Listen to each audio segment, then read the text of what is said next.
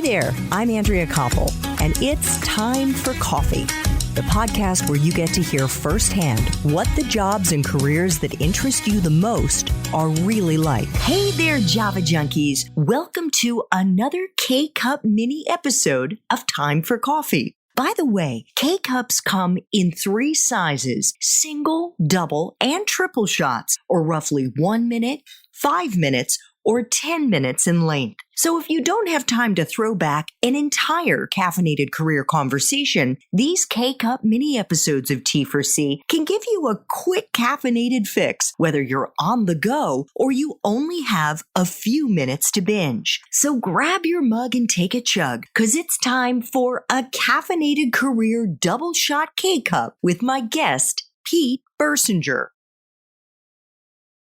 Let's flash back to when you were in college. You went to UC Berkeley and you got a BS and a BA in electrical engineering and computer science and applied mathematics. Did you know what you were going to do with your degrees when you graduated, Pete? More PTSD from thinking about those degrees.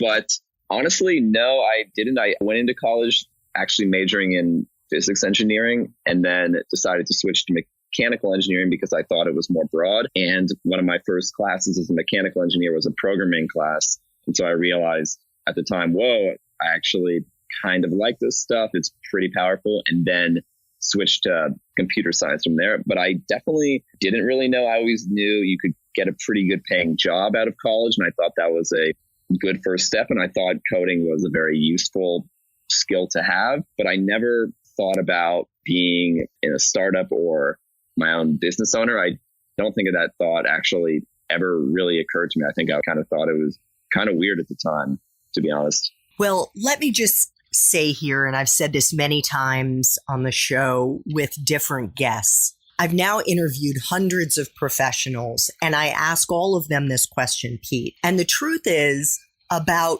90%, and that includes me, had no idea what they were going to do with their degree. And the truth is, that makes sense, because just what you were saying there about starting out thinking you were going to do physics engineering. So you thought you were going to do physics engineering, then you took a class and you were like, ooh, wow, this is kind of cool. I like the coding piece. Maybe I'll be a mechanical engineer. And then, oh no, is that actually how you got into, maybe I'm mixing up the steps. But the bottom line is that what you went through in college, that actually is a great parallel for the way people's careers unfold. Because every job you do, every career you try, every company you're at, it's like you're getting exposed to new things, which open your eyes. Some of them saying, ooh, I don't want to do any more of that. And some that say, wow, I really like this. I want to go deep here. And that's how your entire career unfolds, which is why I say that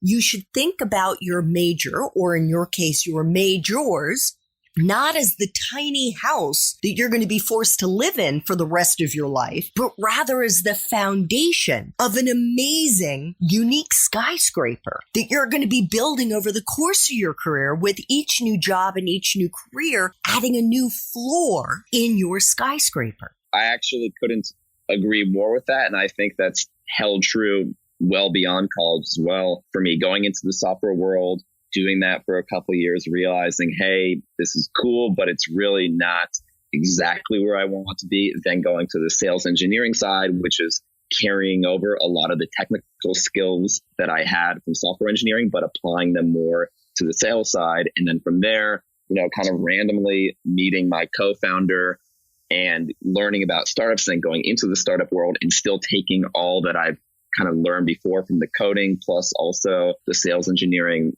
sales stuff, into where I'm at now. So I totally agree, with the foundation description there, and, taking what you know and using all your past skills and going forward with them. And that's why I say to any of our young listeners who are in the middle of this coronavirus crisis, and especially those who are graduating this year in 2020 and who understandably may be super stressed out, thinking, oh my God, how is all of this affecting the job market? And yes, I totally get that. But I want to let you know it's going to be okay. Because just as you heard Pete mention that he only learned, or at least was thinking about a startup thanks to his buddy that he worked with when he was at Tapad, those magical moments, and I really mean it, magical moments that you could not predict are going to happen to you too,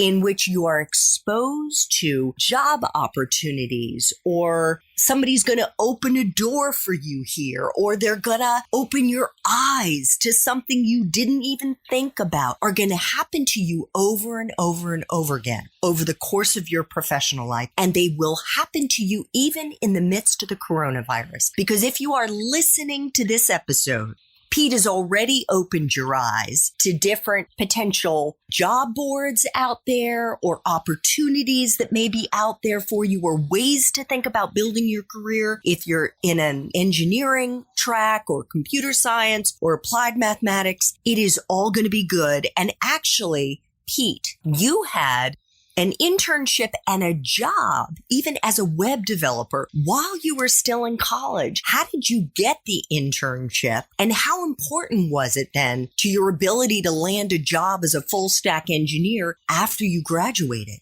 Right. I got the internship, I believe, through a career fair at Cal. And I just was going around and applied to a couple different companies. And the internship was great, not only because it paid me money, but also because it gave me real world experience doing coding outside of the classroom. And I also do think it definitely helped get the job because, it was useful to say I had some actual professional experience when applying for full-time jobs versus saying, I had kind of nothing. Not to say you can't do it with, next to no experience. You have to get your first job somewhere, but the internship was definitely helpful. Thanks for tuning in to this K-Cup mini episode of Time for Coffee. If you want to listen to our entire caffeinated career conversation, please check out the show notes for this episode. Thanks so much for listening to Time for Coffee, where the professionals in the jobs that most interest you always have time to grab coffee, 24/7, no matter where you live. I have one quick favor to ask you. Remember to rate, review, and subscribe to Time for Coffee. Thanks so much.